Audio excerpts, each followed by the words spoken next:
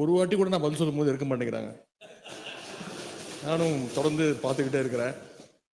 ஏற்கனவே 2 வருடங்களுக்கு முன்பு என்னுடைய கார்ல ஏறி அவர் செல்ல முயன்றபோது நான் சொன்னேன், தயவு செய்து கார் எடுத்துட்டு போங்க, ஒன்றும் பிரச்சனை இல்லை அப்படின்னு. அப்போது அண்ணன் உறுப்பினர் முன்னாள் முதலமைச்சர் அண்ணன் ஓபிஎஸ் அவர்கள் எழுந்து நின்று சொன்னார்கள், நாங்கள் எங்கள் கார் எங்கேயும் தப்பா போகாது அப்படின்னு. ஆனால் இன்னைக்கு டெல்லியில் ரூட்டு மாறி கிட்டத்தட்ட 3 கார் மாறி அவங்க கட்சி ஆபீஸுக்காக போயிருக்கிறதா சொன்னாங்க. அவருடைய அதுக்கு வாழ்த்துக்கள். பாரம்பரியமும் பெருமையும் மிக்க இந்த தமிழ்நாடு சட்டப்பேரவையில் நம்முடைய துறைகள் சார்ந்து துணை முதலமைச்சர் பொறுப்பை ஏற்ற பிறகு முதன்முறையாக அந்த விவாதத்தின் மீது பதிலுரை வழங்குகின்ற வாய்ப்பை வழங்கிய இந்திய ஜனநாயகத்துடைய போர்க்குரல் மாண்புமிகு முதலமைச்சர் அவர்களுக்கு என்னுடைய நன்றியும் வணக்கத்தையும் நான் தெரிவித்துக் கொள்கின்றேன். மாண்புமிகு சட்டப்பேரவை தலைவர் அவர்களுக்கும் என்னுடைய வணக்கத்தை தெரிவித்துக் கொள்கின்றேன்.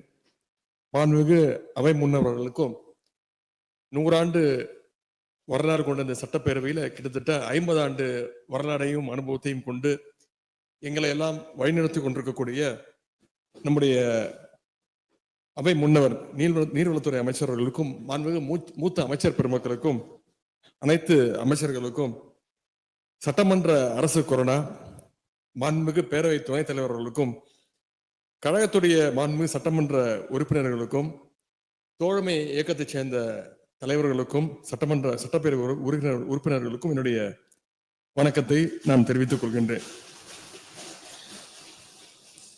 அவசர பணியாக டெல்லி சென்று திரும்பிய மாண்புமிகு எதிர்கட்சி தலைவர், எதிர்கட்சி துணைத் தலைவர் ஒரு வாட்டி கூட நான் பதில் சொல்லும் போது இருக்க மாட்டேங்கிறாங்க. நானும் தொடர்ந்து பார்த்துக்கிட்டே இருக்கிறேன். ஏற்கனவே 2 வருடங்களுக்கு முன்பு என்னுடைய கார்ல ஏறி அவர் செல்ல முயன்றபோது நான் சொன்னேன், தயவு செய்து கார் எடுத்துட்டு போங்க, ஒன்றும் பிரச்சனை இல்லை அப்படின்னு. அப்போது அண்ணன் உறுப்பினர் முன்னாள் முதலமைச்சர் அண்ணன் ஓபிஎஸ் அவர்கள் எழுந்து நின்று சொன்னார்கள், நாங்கள் எங்கள் கார் எங்கேயும் தப்பா போகாது அப்படின்னு. ஆனால் இன்னைக்கு டெல்லியில் ரூட்டு மாறி கிட்டத்தட்ட 3 கார் மாறி அவங்க கட்சி ஆபீஸுக்காக போயிருக்கிறதா சொன்னாங்க. அவருடைய அதுக்கு வாழ்த்துக்கள். என்னுடைய சேப்பாக்கம் திருவல்லிக்கேணி தொகுதி உறுப்பினர் மக்களுக்கு இந்த நேரத்தினுடைய நன்றியை நான் தெரிவித்துக் கொள்கின்றேன். பொதுவாக ஒரு பேப்பர்ல எழுதும்போது சிலர் போட்டு கீழே 2 லைன் போட்டு எழுத ஆரம்பிப்பாங்க. ஆனால் நம்முடைய முதலமைச்சர் அவர்கள் போட்டு இந்த பட்ஜெட்டை ஆரம்பிச்சிருக்கிறாங்க. பாசிஸ்டுகள் எத்தனை ரூல்ஸ் போட்டு தமிழகத்தை அடக்க நினைத்தாலும் பட்ஜெட்ல ஒரே ஒரு ரூவை போட்டு அவர்களை அலற செய்தவர் தான் நம்முடைய மாண்பு முதலமைச்சர் அவர்கள். இப்படிப்பட்ட நம்முடைய தலைவர் அவர்கள் இருக்கின்றவரை தமிழ்நாட்டுக்குள்ள இந்தி திணிப்பு மட்டுமல்ல, எந்த திணிப்பும் யாராலையும் கொண்டு வந்துட முடியாது என்பதை இந்த மாமன்றத்தின் மூலமாக எடுத்துரைத்து என்னுடைய பதிலுரையை நான் துவங்குகின்றேன். வறுமை ஒழிப்பு திட்டங்கள், ஊரக கடன்கள் துறை 1989ஆம் ஆண்டு மகளிருடைய பொருளாதார சுதந்திரத்துக்காக தருமபுரி மண்ணிலிருந்து மகளிர் சுய குழுக்களை என்ற விதையை தூவியவரும் முத்தமிழ் டாக்டர் கலைஞர் அவர்கள்தான். இன்றைக்கு அந்த விதை தமிழ்நாடு எங்கும் பரவி மிகப்பெரிய ஒரு ஆலமரமாக திகழ்ந்து கொண்டிருக்கிறது. இன்னும் சொல்ல போனா இந்திய ஒன்றியமே நம்முடைய சுய குழுக்களை பார்த்து அவங்க திட்டங்களை விரிவுபடுத்திக்கிட்டு இருக்கிறாங்க.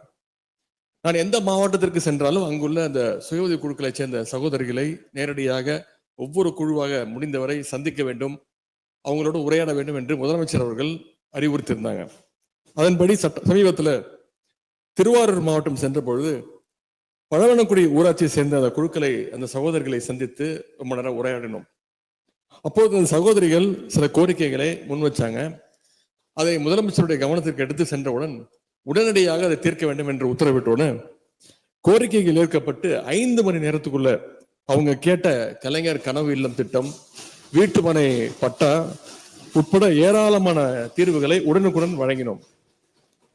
அதேபோல் திராவிட மாடல் அரசு அமைந்தது முதல் கடந்த 4 ஆண்டுகள்ல மட்டும் தமிழ்நாட்டில் சுமார் 1,35,000 புதிய குழுக்கள் உருவாக்கப்பட்டு உள்ளன.